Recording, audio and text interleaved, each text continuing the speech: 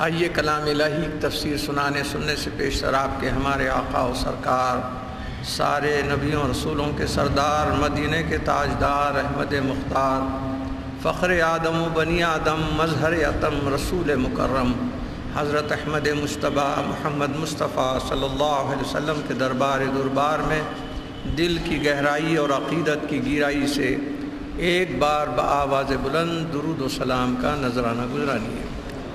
اللہم صلی علی سیدنا محمد وعلی آل سیدنا مولانا محمد وبارک وسلم۔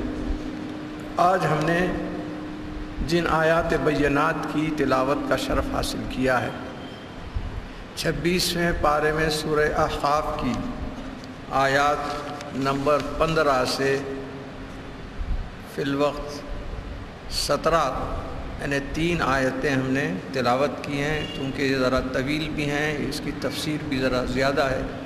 اس کے بعد وقت رہے تو انشاءاللہ آگے کی آیتوں کی بھی انشاءاللہ تعالی تفسیر عرض کریں۔ گزشتہ تفسیر میں آپ سماعت فرما چکے ہیں کہ اللہ تعالیٰ نے استقامت کرنے والے جو اپنے اللہ اور رسول کے اوپر ایمان و یقین پر استقلال سے قائم رہنے والے ہوتے ہیں، ان کے لیے جنت کی کیسی کیسی خوشخبریاں ہیں، اللہ تعالیٰ نے اس کی تفصیل بیان فرمائی تھی۔ آج اللہ تعالیٰ اپنے ذکر جمیل کے ساتھ ساتھ ماں باپ کا بھی خصوصی ذکر فرما رہا ہے۔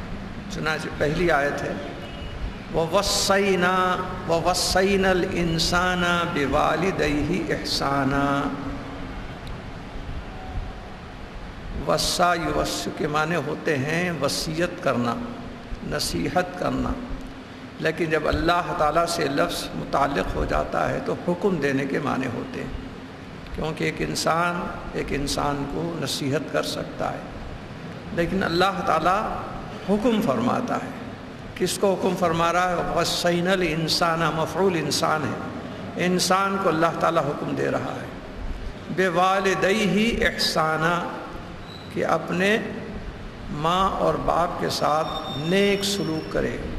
احسان کے معنی ہے نیکی کے، اور ماں باپ کے ساتھ نیکی کیا کر سکتا ہے؟ نیک سلوک کرنے کے بارے میں، کیونکہ ماں باپ بزرگ ہیں، اولاد ان کے جسم کا ایک ٹکڑا ہے، تو ماں باپ احسان کر سکتے ہیں، لیکن اولاد ماں باپ پہ احسان نہیں کر سکتی، بلکہ ان کی خدمت کر سکتی ہے، نیک سلوک کر سکتی ہے۔ تو اللہ تعالیٰ فرما رہے ہیں مومنوں کو ہی نہیں، سارے انسانوں کو اللہ کا یہ حکم ہے کہ اپنے ماں باپ کی خدمت کرو، ان کے ساتھ ایسا سلوک کرو کہ اللہ تعالیٰ اس کو پسند فرمائے اور تمہاری نیکی تفصیل کرے۔ جو مسلمان اور مومن ہیں ان کو تو یہاں بھی اس کی جزا ملے گی اور اس کے بعد جنت میں بھی اس کا بدلہ ملے گا، لیکن اگر کوئی غیر مسلم ہے، غیر مومن ہے، تو بھی اللہ تعالیٰ ان کو بھی حکم دے رہا ہے کہ اپنی ماں باپ کا خیال رکھو، ان کے ساتھ نیک سلوک کرو۔ آخرت میں تو ان کے لیے کچھ حصہ نہیں ہے، مگر دنیا میں اللہ تعالیٰ ان کی اس نیکی کا بدلہ ضرور عطا فرمائے گا۔ حملتہ امہ کرہا ووضعتہ کرہا۔ اب ماں اور باپ میں اللہ تعالیٰ یہاں ماں کی فضیلت بیان کر رہا ہے۔ باپ اور ماں دونوں کے لیے احادیث الگ الگ ہیں، اور یہاں پر بعض جگہ اللہ تعالیٰ ماں باپ کا ایک ساتھ ذکر فرمایا ہے، اور بعض جگہ ماں کے بارے میں الگ فضیلت بیان فرمائی اور باپ کے لیے علیحدہ۔ خصوصاً یہاں پر حملتہ امہ، حملت کے معنی اٹھانا، بوجھ کرنا یا حمل میں رکھنا اولاد کو۔ کے معنی ہوتے ہیں ماں کے۔ کرہن بڑی مشقت کے ساتھ، محنت کے ساتھ۔ ووضعتہ کرہا، وضع کرنے کے معنی ہے اس کو جنم دینا، پیدا کرنا۔ کرہا یہاں بھی ہے، کرہا یہاں بھی ہے۔ تو حمل اٹھا کے جو پھرتی رہتی ہے وہ مشقت کے ساتھ پھرتی ہے، لیکن جب وضع پیدائش ہوتی ہے اولاد کی تو بڑی تکلیف ہوتی ہے، درد ہوتے ہیں، اسٹروکس ہوتے ہیں۔ تو اللہ تعالیٰ اس کی کیفیت بیان کر رہا ہے۔ حملتہ، کسی اولاد کو ماں اپنے حمل میں رکھتے ہوئے، اس کا بوجھ اٹھاتے ہوئے، امہ ان کی ماں، اس کی ماں، کرہن بڑی مشقت، کہیں چڑھنا ہے تو بوجھ ہے پیٹ میں، حمل کا بوجھ ہے تو اس کے لیے بڑی احتیاط کے ساتھ چل رہی ہے، احتیاط کے ساتھ لیٹ رہی ہے، کہیں حمل میں جو اولاد ہے اس کو کوئی تکلیف نہ پہنچ جائے، مشقت ایسی کہ کھانے پینے میں بھی احتیاط کر رہی ہے، بلکہ حمل کے دوران ہی نہیں، حمل کے آغاز سے ہی وہ مشقت میں مبتلا ہو جاتی ہے، کیونکہ میڈیکل پوائنٹ آف ویو سے جیسے ہی ماں کے شکم میں جیسے ہی اولاد مختلف اسٹیجز سے گزرتی ہے، ایک قطرے آپ سے لے کر پھر لوتھڑا بنتا ہے، پھر اس کے اندر جان آتی ہے، پھر اس کے اندر اللہ تعالیٰ طرح طرح کے اسٹیجز، یہاں تک کہ 40 دن میں ایک ایک اسٹیج اللہ تعالیٰ عطا فرماتا ہے۔ پہلے تو ڈھانچہ بناتا ہے، اس کے بعد اس پہ اپنے گوشت کا لوتھڑا، اس کا اوپر سے گوشت چڑھاتا ہے۔ بہر اللہ تعالیٰ ایسے مختلف قسم کے اسٹیجز سے حمل کے دوران ماں کو گزارتا ہے، تو ماں شروع سے ہی جب سے ہی کہ بیٹا بیٹی اولاد اس کے پیٹ کے اندر جیسے ہی حمل ٹھہرتا ہے اسی وقت سے وہ مشقت میں مبتلا ہو جاتی ہے۔ میڈیکل پوائنٹ آف ویو سے شروع میں اس کو کہیں متلی ہوتی ہے، خے ہوتے ہیں، کہیں طبیعت بے چین ہو جاتی ہے، کہیں اس کو طرح طرح کی بے قراری میں مبتلا کر دیتا ہے۔ تو یہ ماں کا ہی حق ہے کہ اپنی اولاد کے لیے ساری مشقتیں شروع حمل سے ہی وہ برابر برداشت کرتے آتی ہے۔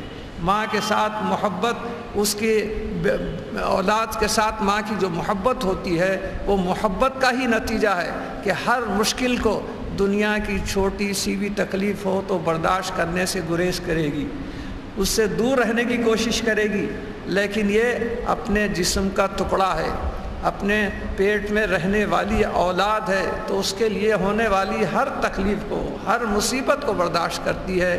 تو یہ نہ صرف یہ کہ حمل شروع ہونے سے، بلکہ فرمایا وہ وضاعت ہو کرہا، وضاع کے معنی جنم دینا، پیدا کرنا۔ تو جس وقت اولاد کو جب جنم دیتی ہے تو اس وقت تو اس سے زیادہ تکلیف ہوتی ہے۔ کرہن کے معنی ہے بہت تکلیف، بہت قسم کا درد ہوتا ہے، درد ذہن جس کو کہتے ہیں۔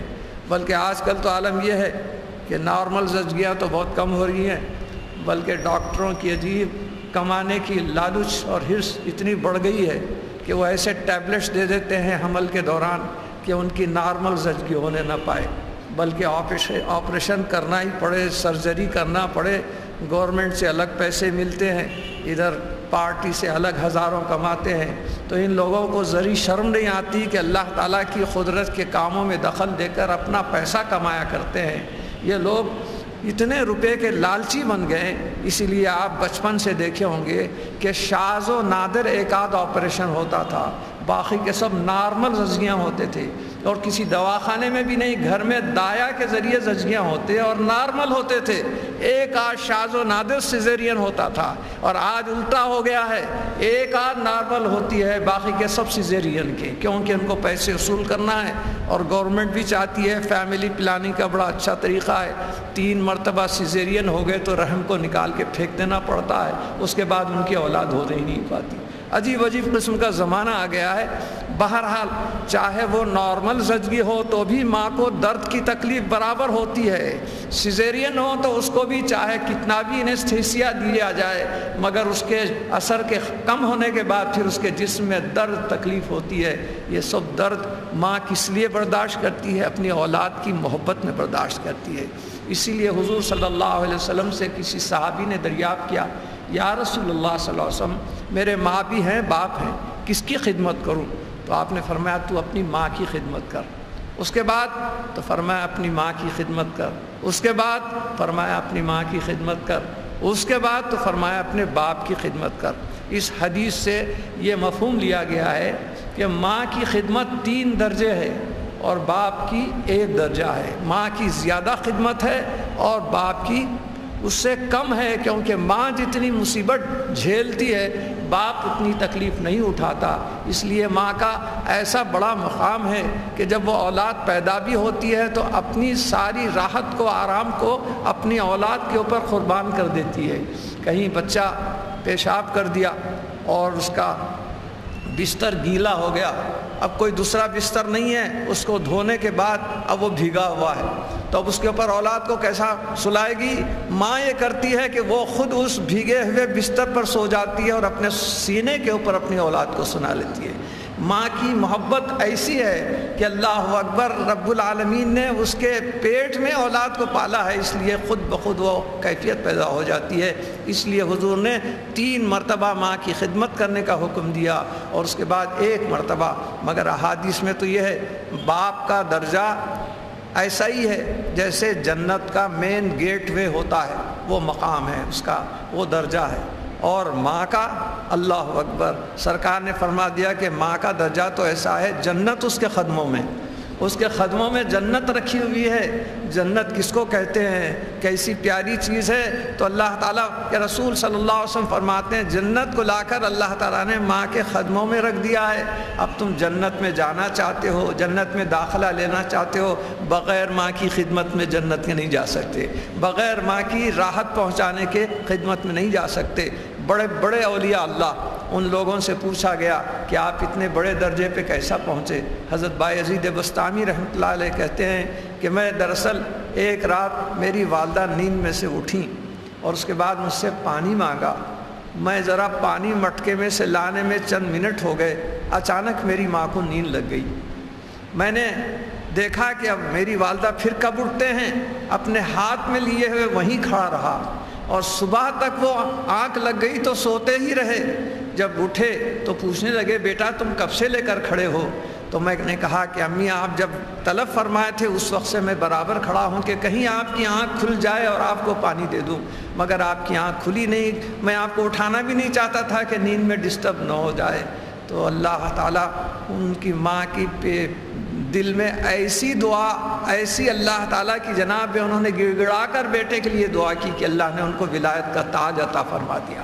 کہتے ہیں کہ ماں کے لیے اللہ تعالیٰ اولاد کے لیے، ماں کے لیے خصوصاً حضرت اویس قرنی رضی اللہ عنہ کا نام تو آپ نے سنا ہوگا۔ قرن ایک مقام ہے یمن میں، حضرت اویس رضی اللہ تعالیٰ عنہ وہاں رہتے تھے۔